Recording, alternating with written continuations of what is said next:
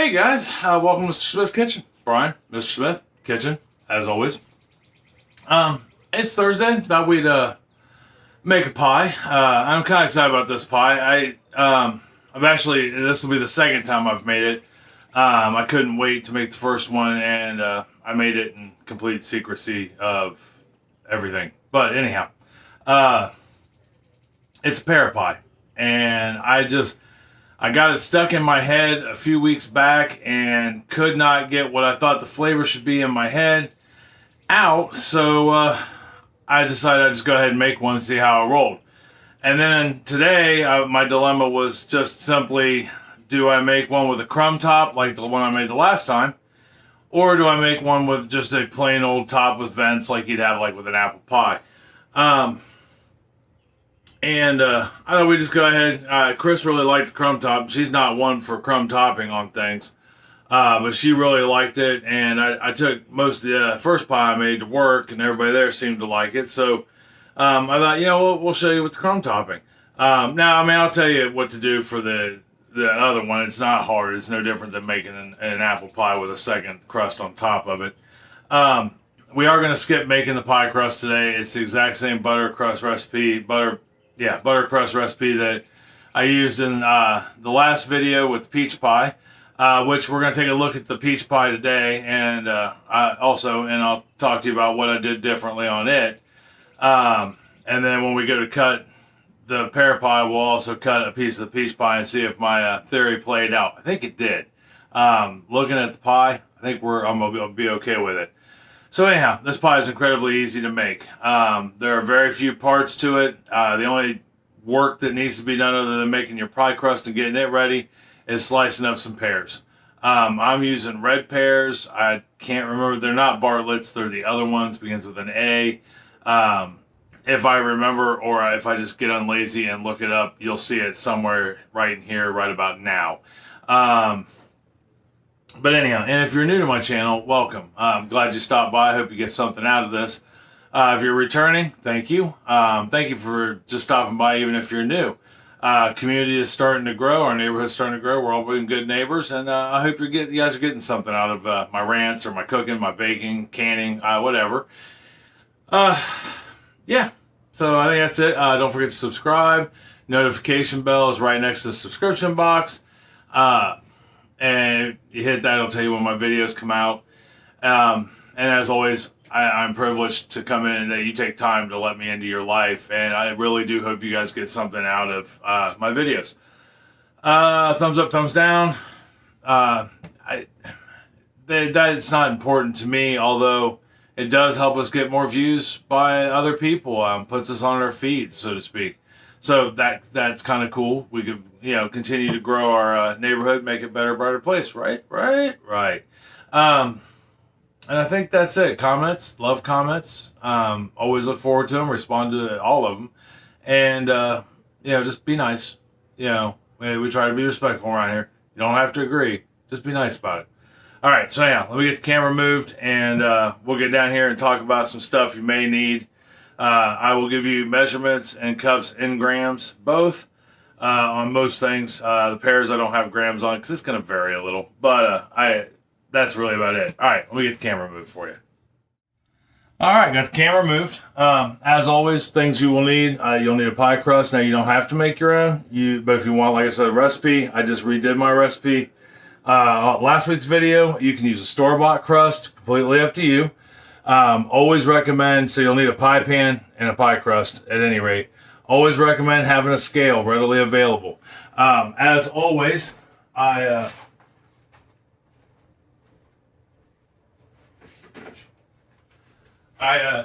write my recipes down in a notebook. Sorry, I had to go get my notebook. It was clear in the kitchen or in the dining room.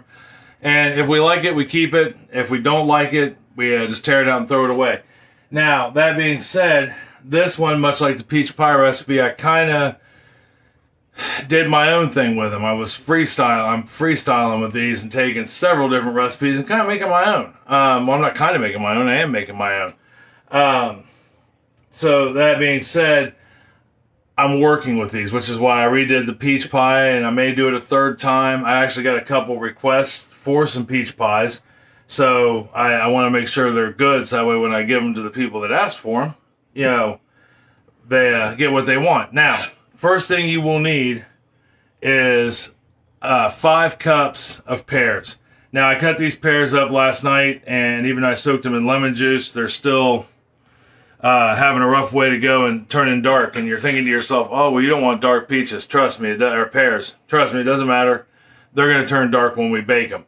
Now, if you're cutting them up fresh, just fill your bowl full of water and put some lemon juice in it. It's 1 tablespoon of lemon juice for every cup of water, and that'll give you the proper mix to not let those turn brown and get soft. Depending on your pears, you know, these are, I mean, since pears aren't in season like peaches, these were not in the greatest shape to begin with. All right, so the first thing we need to do after we've got our pie crust together and we got our pears sliced, I have got a 1/2 cup, 100 grams of sugar, all right? And it's just regular plain old granulated white sugar, pure cane sugar, and then, but you use whatever sugar you like. To that, I'm going to add 3 tablespoons of flour, which is 24 grams. All right, 3 tablespoons, 24 grams. And then we're going to add some cinnamon. I'm going to add 1 teaspoon, which is 2 grams of cinnamon. Just put that in there real quick. We're going to add a 1/4 teaspoon, 1 gram of salt. You know, and it's just, I'm using kosher salt. You can use table salt by all means. If you use kosher salt and it's a coarse ground kosher salt, you want to make sure you grind it up a little bit, you know, whether it be with the back of a spoon or, you know, if you've got a pestle mortar, do that. If not, you will ultimately have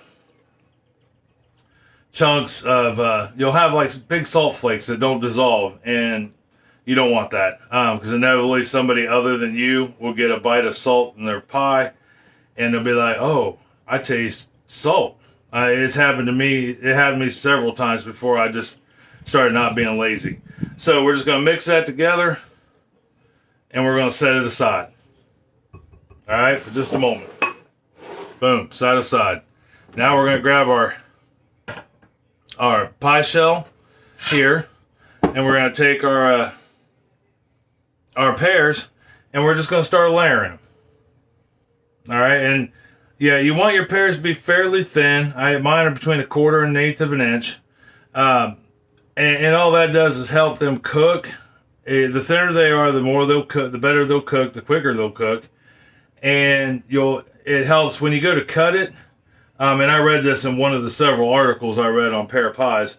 When you go to cut it, if they're too small a pear, or too small of a cut, like if you cube them up, or you know they're too thick of a slice, when you cut it, everything has a tendency to slide out on it. Where if they're thinner, longer, you can they'll stay put when you go to slice them. At least it's what I read, and I know on the last one I made that held true. The ones I used look just like these ones, and they work just fine. All right, so we got that first layer done. Now I'm going to take our dry mix,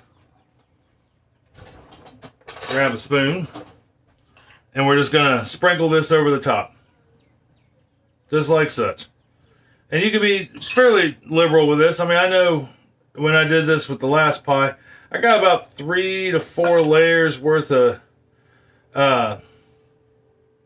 pears out of it, and I didn't quite use the entire mix, you know, which, I mean, probably my fault. I know it was, because I could have done a little more, so to speak, in between the layers, but I wasn't sure how much it was going to take. All right, so we're just going to keep layering this through. I'll get this layer down and then pour some more of our dry mix over it. It's kind of like a wash, rinse, repeat gig. And then after I get done with that, we'll move on to the crumb topping, because that's literally about all we have to do to this. All right, see you here in a sec. Okay, so we got, excuse me, all our pears in there. We've got our dry ingredients in there. And what that's going to do is it heats up. It's going to basically turn it into like a jelly and firm everything up, so that we don't have any liquids. But the last thing you want to do is take 1 tablespoon of lemon juice and just kind of sprinkle it over the top here. Get that on there.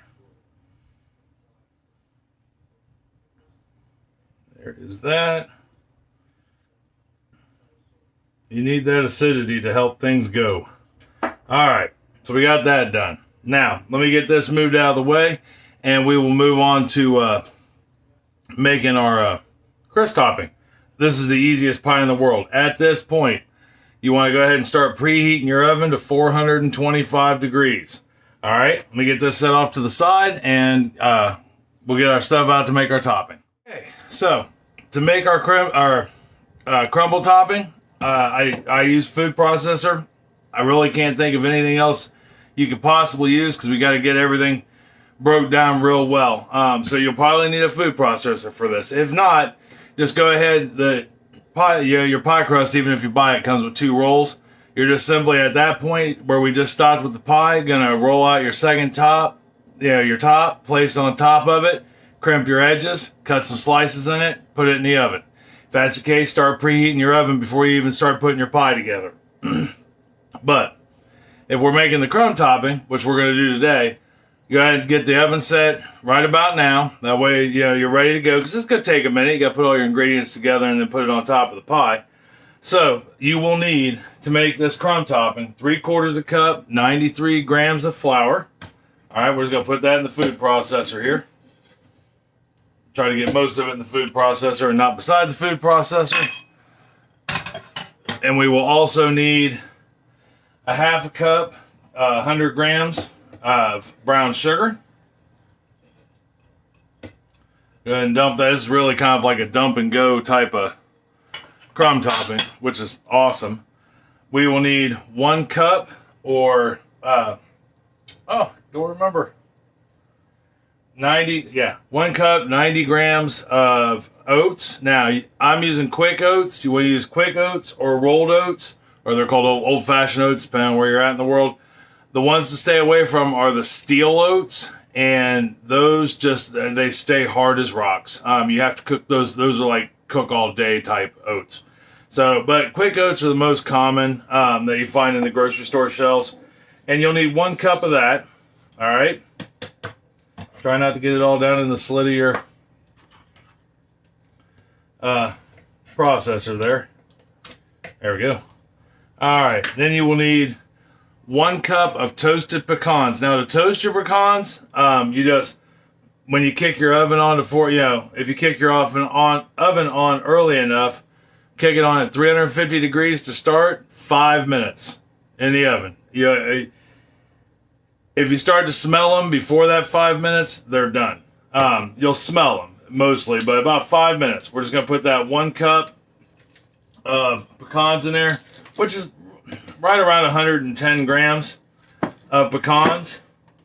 And then the last 3 things we need to put in this is spice. And we've got you think I just automatically remember this, but I don't. You need a 1/2 teaspoon of cardamom, which is this right here. You need a 1/2 teaspoon of cinnamon, and then you need a 1/4 teaspoon, or I'm sorry, a 1/2 teaspoon of cinnamon, and the dark spice right there is cloves, ground cloves. Okay, all those are ground. You can also buy them whole, but we want to use them ground. And we're going to put that in there. And that is everything but the butter, but we want to go ahead and process this for about 25-30 seconds on high to low. What we're looking to do is just basically make this look like cornmeal. Your pecans should be roughly the size of a barley seed, which isn't very big. So I'm going to go ahead and get this processed, and then we'll move on to the next step. Okay, so we got that processed, and it's finely ground now. Things you kind of want to watch out for. You don't want to process this more than about 25-30 minutes. Because your pecans could easily, even though you've toasted them, but let's say you don't like toasted pecans, you just want regular pecans. You can do that. Be careful though, because you could turn your pecans into peanut butter, or well, pecan butter. Pretty easy. Now, one thing I forgot to mention that I should have, that I put in here while this was blending, was you need a half a teaspoon of salt, 2 grams of salt. Should have gone in here also. I thought I put it in there, and I looked down and salt was sitting to the side here. All right, so we got everything mixed. We are looking coarse, right? Yeah, well, coarse, medium, not fine.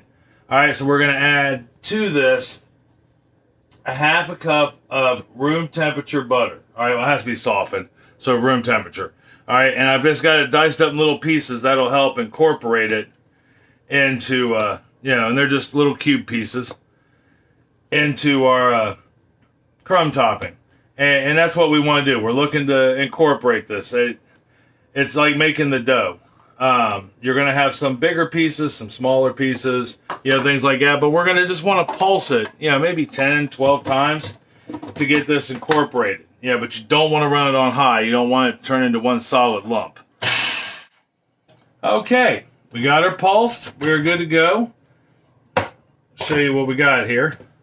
All right, so we went from having like a dry barley mix to something that's, manageable. It's kind of, matter of fact, it's just like the dough was. Remember? All right, so we're going to take this. We'll take our blades out of here. Be careful if you're using a food processor when you take your blades out. As you know, blades are really sharp. They can cut you. Been cut. It doesn't hurt in the beginning. Most of the time you don't even know. All right, so we're going to move our food processor back, make us some room here real quick. All right, got our pie. Looks like I got a little bit of the sprinkle outside the pie.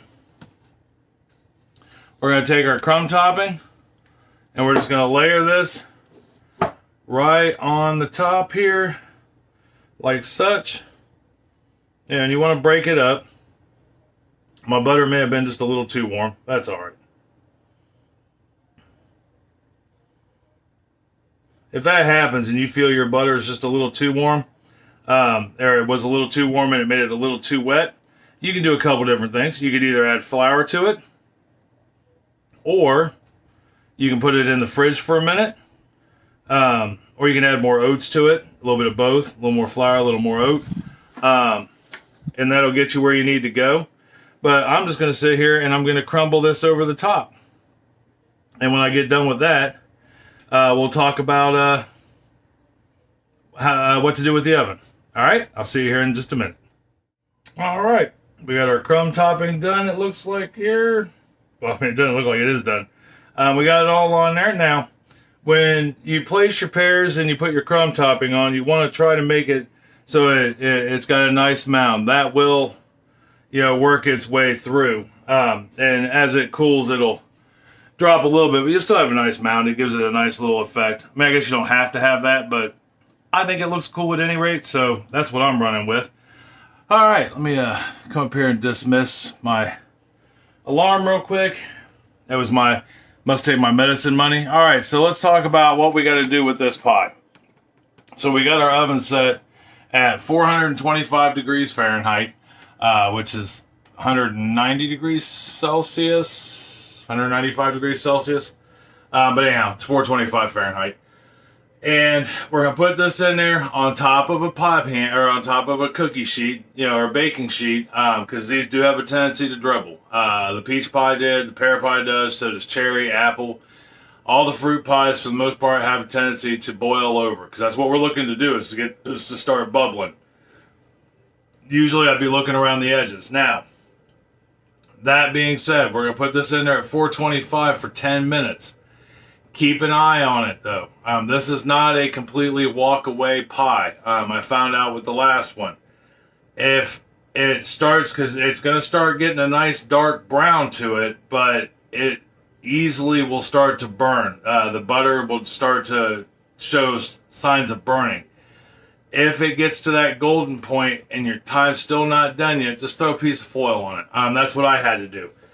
I got through the 10-minute mark and had a part that was starting to go burnt, and all I did was put another piece of foil on it. Once that 10 minutes is up, we're going to turn this down to 350, and we're going to let this bad boy let this bad boy bake for about 50 minutes, 45 to 50 minutes. unfortunately, there isn't a real specific time to this. Because the pears, depending on how fresh or how ripe they are, it could take a little longer, a little less. But I started checking mine at 45 minutes, the last one. And what I did, since I couldn't really see anything bubbling, was I started to put a thermometer in it. All right. Now, this one I found, at least with this particular recipe that we've done, you have to get it up to about 195 degrees for it to be done. I did read online, though, that fruit pies in general should be right around 212 degrees, hence the bubbling of the sauce, the fruit sauce. So I know mine works at 190 degrees. You know, I think that's a good temperature to be at. But if you can't see bubbling, or you're using the steam vents, if you're using a top piece, a top dough, and venting it, you should see bubbling. And when it bubbles, it's done. That means it's hit 212 degrees. So anywhere between 190 and 212 is what I'm going to tell you. 212, you know, you're guaranteed it'll do its thing. But anyhow, 10 minutes, 425. Keep an eye on it. If you have to, throw a piece of aluminum foil over it. That way the top doesn't burn, your edges don't burn. And when you knock it down to 325 after 10 minutes, you're looking at about 45 to 50 minutes. All right, so when I come back, we'll take a look at it when it's out of the oven. All right, I'll be right back. So, we just pulled our pie out of the oven, and it read, with my thermometer, 191 degrees. Sorry about that, because that was rude, to say the least. Oh, let me get you straightened up here now that you can't already see the pie. But we're done. Got her out of the oven. Now all I gotta do is get my shield off of there. And it took me about an hour, you know, just like the last one did. And when I pulled it out of the oven, I mean, I can still see it bubbling a little. Yeah, right around the edges there where the juices come up, and it was bubbling. That way I know it's hot in there. Plus, I mean, I have a thermometer, you know, that I use to test with. So I was able to use my ring. Nothing burnt on top. You know, here, I'll bring it over to you so you can see it. Right there we are, is our pie. You know, and you probably can't see it at that angle, but we are still bubbling right around the edge there. And that's good. That means that we did our job. That's what we want to look for. We want to look for an internal temperature, but we also want to look for that bubbling. If, say, you don't have a thermometer, bubbling is what you're looking for. If you've got bubbling on there, you're good. So the next thing we got to do is just let this bad boy sit until it becomes room temperature. And that could take, you know, anywhere from an hour to 2 to 3 hours, depending on the temperature of your house and your kitchen. But I'm going to let that sit there. Put that away, and put my mitts away. And when I come back, we're not only going to try this, but we're going to cut a piece of that peach pie and take a look at that also. All right, so I'll see you here in just a little bit. All right, so let's pie cool. Been in the middle of a dinner party, but we're about to have dessert, and I wanted to be the first one to share this pear pie with you, and I wanted to take a look at the peach pie still. So let me get you down here to the counter. There is the peach pie I made earlier. Yeah. Oh, yeah. There is my pear pie. There is my Abby pie. And let's look at this pear pie real quick, see how it's set up. But he is a bully, so we'll get a piece cut here. Not a big piece though, because I can't eat 2 big pieces. So the dinner we had tonight was a butter noodle recipe. Not butter noodle, olive oil and garlic recipe. And it was supposed to be yesterday's video, and I completely forgot to shoot the video. So you probably got to see a video of me yesterday apologizing. But I did get the pear pie made. That looks really good. Maybe a little jello-y, but not too shabby. Hold on, honey. All right, and then let's do this. It's not you. Hold on, Abby. Let me finish this, and then you Oh, can Chris, keep I on, love okay? you. All right, so there's what we, now that you can really see it, there's what we look like on the inside of that one. And even though the back crust fell apart, which means I got it too thin right there at the bend, but that's all right. It's still going to eat the same. But there's how we turned out. And that looks mighty delicious. It's still warm. If I'd have let this sit overnight, it would have completely firmed up because it's still fairly warm on the inside. So now let's see if my changes to the peaches made it any better. What I did with this one is I took the peaches and I let them sit for an hour after I coated them in our sugars. So I took the brown sugar and the regular sugar and I poured them on top of the peaches and I let it sit for an hour. That caused it to draw its juices out of the peaches. I then put that into a saucepan with some nutmeg, the coriander, and 3 tablespoons of cornstarch. That thickened it up and turned it into a, like almost like a pie filling, like you would for apple pie. So let's see how that turned out. Oh, I hate the first piece. It's always the biggest pain in the butt. Wait a second, how come she gets to go on live and I don't? She has more followers than I do. There we go. That actually turned out much better. All right. And like I said, I don't know if you'll be able to see this one either. Maybe a little better. Remember how last time it was a little runny?